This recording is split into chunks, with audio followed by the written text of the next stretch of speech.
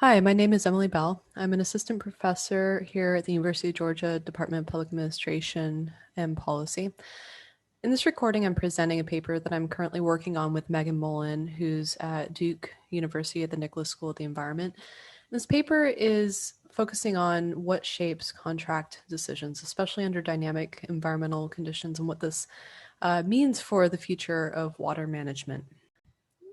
So the guiding question for this paper is, how does perceived risk of pressures on water supply affect future contract decisions?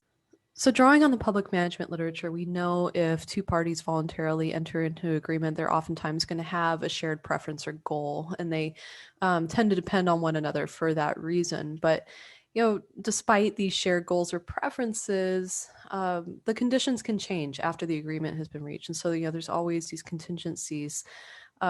And this kind of raises the question of exactly, how might the conditions change, and in what ways are they going to affect the future of the contract? And this is especially important, as I kind of alluded to a few moments ago, is that, in these polycentric systems where you have multiple centers of authority, but you don't have a centralized authority, say, for example, such as a state overseeing cooperation between local authorities, these relationships, these agreements, that form between, say, the local governments, for example, these might be prone to change, especially as these conditions or pressures emerge.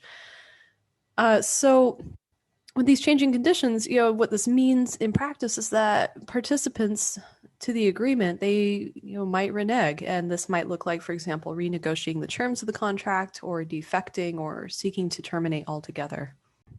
So if we have changing conditions and changing decisions, what is happening kind of in the interim there? What is happening with the individual? Well, one way to understand this is by considering how people, perceive risk and how this shapes their behavior, drawing that linkage right there. So, because humans generally, we don't have perfect information, and we can't strategically weigh all of the alternatives to inform some strategy of choice. There's often the case where people have to rely on heuristics or a rule of thumb to create a simplified understanding of the world around them, and that guides their decisions. So borrowing from the policy literature, one type of belief that might drive this behavior is what is referred to as policy core beliefs. And these policy core beliefs can be thought of as, for example, causes of policy problems, such as hazards to, that affect water security, or this might also pertain to, for example, the seriousness of those problems.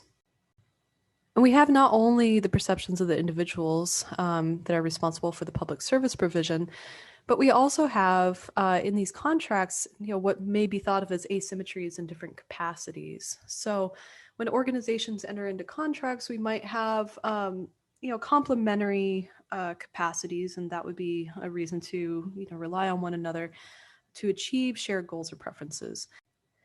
And, so in public service provisions, smaller service providers, for example, with insufficient revenue, might contract with larger providers. And then, if we see larger providers with pressures on their assets, such as water, this could add risk to the current contract arrangements. So they might be more inclined to renege. And so it's not only a matter of perceived risk, but also the capacity to provide public services, which may vary across systems or parties to a contract. So with that in mind, assuming there's perceptions about risk of, climate hazards and demographic change, assuming that this motivates behavioral change, and this changes the impact of well-being, of the actors that are currently engaged in contractual agreements, we might expect that they'll adjust their behavior to minimize this risk. So we propose that, in systems that have current contracts, the managers that perceive greater risk are going to be more inclined to want to buy more water to reduce that risk of supply inadequacy. But on the other hand, those that are currently selling water, we hypothesize that they're going to tend to want to sell less in the future. And then assuming that some systems have better capacity, we assume that under dynamic pressures, they're going to tend to want to minimize the risk inherent to future contracts. And so we expect that they'll prefer to not only buy less water, but also sell less water. So to test these hypotheses, we study community water systems in North Carolina that share water supply contracts. These systems, respectively, these each serve the same customers year-round, and then some of them have entered into contracts that's helping them address new pressures with demographic change and then climate-related change, right? So one of the big challenges has been that we've seen industry and people are leaving small communities in North Carolina to live in cities, and where these rural towns once invested in infrastructure to meet demand, the local systems are now unable to service their debt. And then at the other end of the spectrum, we're seeing people move to large cities that need to increase their capacity to meet demand. So interconnections meet that need, both of servicing debt for smaller communities, but also helping with demographic shifts in urban centers. But one of the challenges here is that we're seeing new pressures, such as regional overextraction of groundwater, and then also, severe drought episodes, and in the coastal plain, also saltwater intrusion. In North Carolina, about 3/4 of the state's population is served by community water systems, and some of these stand to benefit from interconnections, but right now only 30% of these systems are interconnected. So there's been this push to increase the supply between systems, but there's been some reluctance to form interconnections due to local competition, but also because of geographic challenges such as distance or terrain that's not going to support construction of the infrastructure necessary for piping that water between systems. Right now, the state is trying to incentivize full consolidation among neighboring systems, but larger providers, they might not always want to connect to smaller systems because they don't see this as a financial benefit or as a way to improve efficiency in their services. So given these tensions and changing conditions, this leaves us at a point where it's not only a question of whether to form interconnections or consolidate, but what's in store for the future of current contracts, especially when there may be a risk to water security that's at hand. To gather data, we used purposive sampling of community water systems that share water supply contracts. So you can see this map here is all of the systems that currently, as of 2015, had contracts. This is a map produced by Lauren Patterson when she was at the University of North Carolina Environmental Finance Center. So we use this map and the data therein to identify relevant systems. We only selected those with at least one contract in 2020 that were set to expire after that year. So North Carolina law requires that systems owned by local government or private systems with more than 1,000 service connections or serving more than 3,000 people must submit local water supply plans. So we were able to use these plans from 2017 to 2019 to gather information about current system contracts. And together this comprised our network of systems of interest. And so the network alone, it tells us that these actors share a relation through their contractual agreement, but we also needed data on perceptions and vulnerability. So to gather data about risk perceptions and contracting preferences, we administered an online survey in Qualtrics last year to 829 respondents responsible for 591 systems, and then aggregated the individual responses to the system level. Now, of the respondents to whom we sent the survey, we received responses with perceptions data for 117 systems. But this also, they included the systems to which they were connected in their responses about their future preferences. So we had a network with a total of 264 systems that share 401 contracts, which means we had about a 26% response rate. So to capture the vulnerability attributes of the system, we drew data from the U.S. Census Bureau. I'm sorry, not the U.S. Census Bureau, the American Community Survey, which is related to Census Bureau, but also University of North Carolina Environmental Finance Center, and then also the North Carolina Local Water Supply Plans. As you'll see momentarily, because the data violate the assumption of independence, where we have this interconnectedness among systems, we couldn't use a linear model to evaluate the relationship between risk perceptions and system capacity with decisions relating to the future contracts.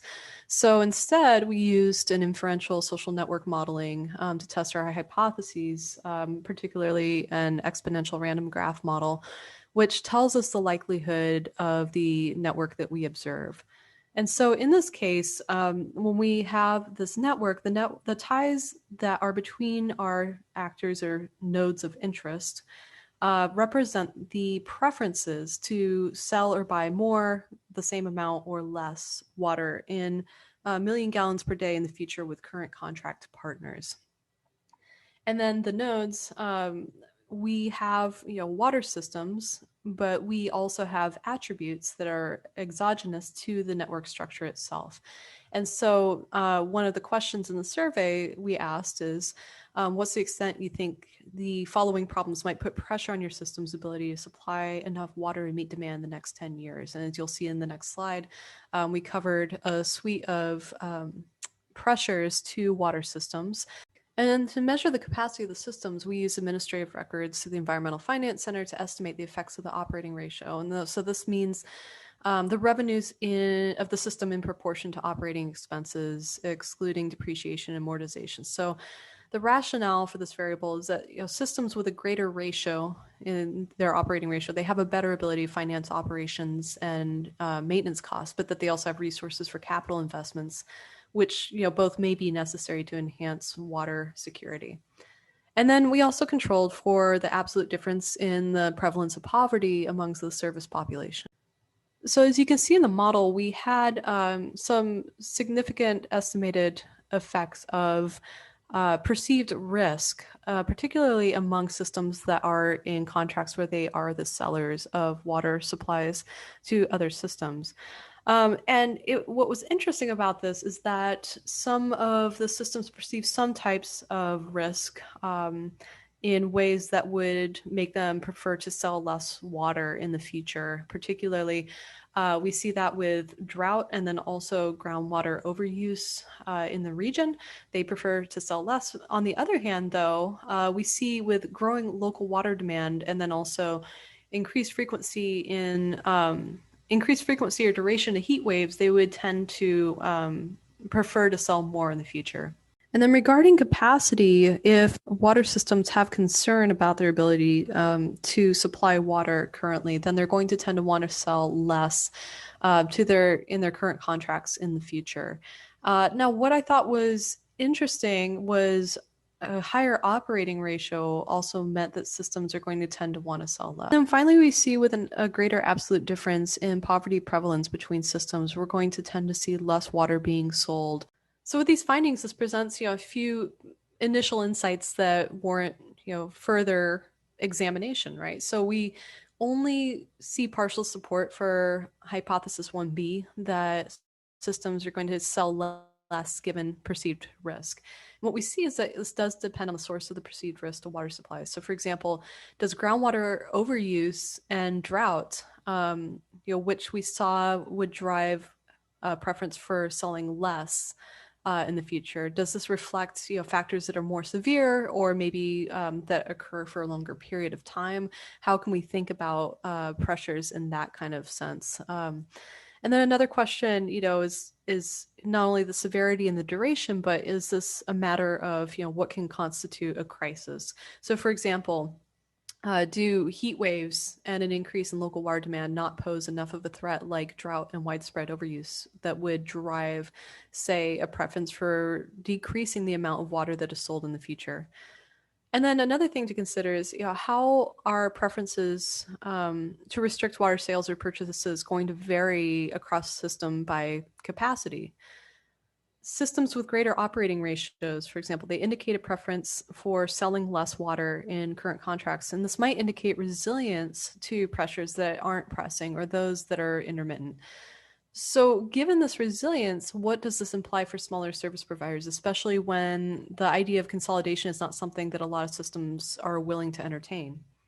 So with this in mind, there's a few considerations moving forward as the paper develops. So when we think about what's driving adjustments to these contracts or preferences for future contracts, we need to think about interacting system capacity with perceived risk. So maybe larger systems that have greater capacity, the reason they would sell less is because they do see greater risk. And so that's something that we're considering including in the model. And then also, what is the perceived risk, but also what's the previous experience that system managers have had with pressures to water security, and how's that shaped their perceptions for the future or their preferences. And then also, we want to consider system size, given that that we've seen these demographic trends in the Southeast. Finally, we'll also control for the amount of water sold and purchased, and then also we may consider an evaluation of contract termination or preferences for that. So in closing, the initial findings in the study, they suggest that perceived risk of climate and demographic pressures on secure water supplies, this might shape the future of water supply contracts. And we see potential shifts in the future of contracts for water sales and purchases. And this raises the question of how systems with different degrees of debt and water resources can ensure equitable provision of services to the public. And this is especially the case as providers of public service are reluctant to consolidate. And with that, I thank you for your time.